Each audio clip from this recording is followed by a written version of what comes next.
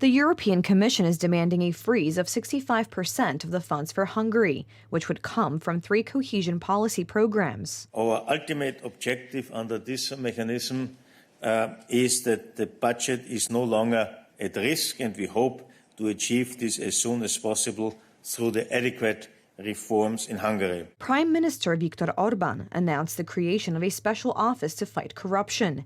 Budapest announces its start on November 21st this year.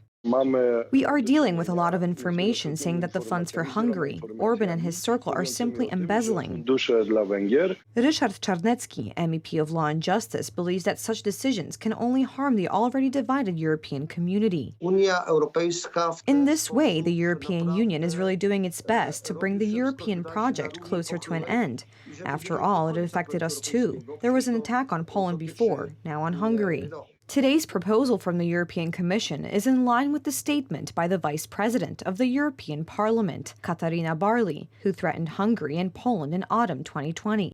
Countries like Poland and Hungary need to be starved financially. EU subsidies are an effective leverage. Publishers point out that the rule of law in this case is just a slogan, and in fact it is about interference in the internal policies of the member states. The European Union needs to be reformed, and it really needs to be reformed from the roots, one could say, because if we are talking about the lack of rule of law, it is precisely this lack of rule of law that needs to be looked for in the decision-making bodies in the European Union today.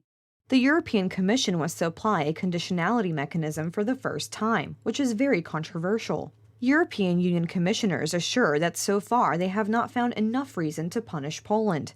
But as journalists point out, the situation of Hungary should give the authorities in Warsaw food for thought.